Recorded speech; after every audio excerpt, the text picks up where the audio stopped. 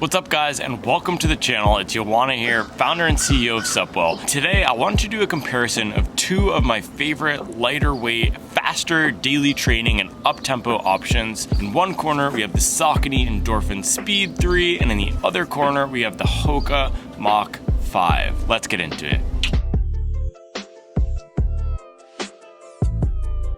So the Saucony Endorphin Speed 3 is that speedier option in the endorphin range that's designed for training but not racing. It has this nylon plate to add stability and pop to that Power Run PB PIBA foam midsole, and it's gonna come in at $170. The Hoka Mach 5 comes in at $150, $20 cheaper than the Speed 3, but it's non-plated and it has a dual foam midsole construction. So this top layer here is ProFly Plus, the supercritical EVA, and this bottom, this white, is gonna be a firmer, standard, traditional EVA.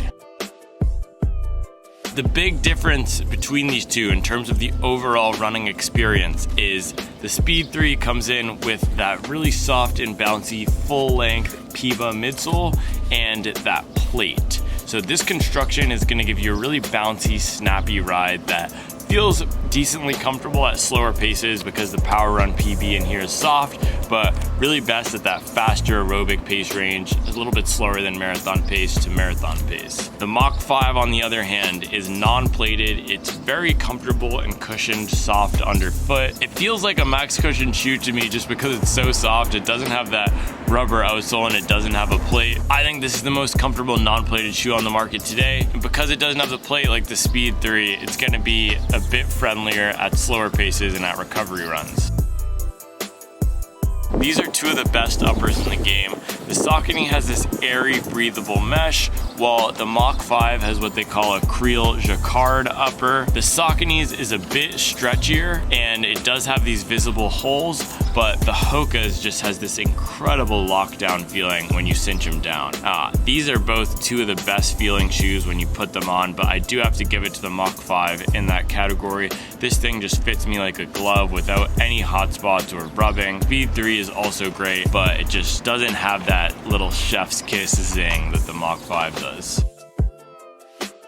Now looking at the outsoles, this is going to be another big difference between the two. You can see the Speed 3 here, all these areas covered in yellow, that's the XT900 rubber. It's a really grippy material, it's decently durable, but in the way that they've applied it here, it's not super thick, so I have worn through it at about 300 miles in all my pairs of Speed 3s. But compared to the Mach 5, there's no rubber covering at all on the Mach 5, so I have this at about 50 miles right now, and I'm already starting to rub off a lot of the tread that they put on this rubberized EVA.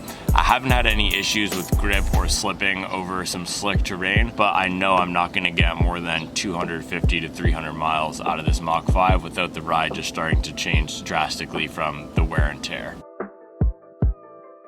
The Speed 3 is going to be a great long run shoe and a great shoe for those days where you're going to pick up the pace in those everyday training runs, or for some runners it's also going to be good for interval training. I like having more cushion under my foot for those 2-hour long runs. I've been doing 16-mile runs every week, and I'm pulling for either this or the Pro 3 if I have faster paces prescribed. And on the other hand, the Mach 5 is going to be good for daily training. I use this as my daily trainer right now. It's lighter weight, feels great on foot, and this ProFly Plus foam is decently responsive. This is one of my favorite shoes I have going in the rotation because it does feel so good across the range of paces. I did try a long run with it the other day, but I prefer it for shorter efforts just because up in the forefoot here, when you get into mile 13 or 14, it does not feel like a max cushion shoe. You can feel that you're closer to the ground, especially without having any rubber or a plate. And that's why they came out with the new Mach X, is to provide a little bit more support and help for those longer efforts. But this is going to be great for anything under that half marathon distance,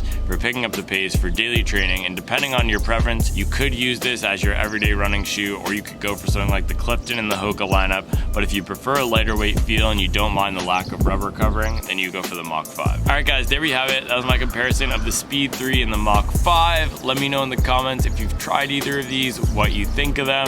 And as always, thank you for liking and subscribing. I'll make sure to keep you up to date on the latest and greatest in the world of performance running.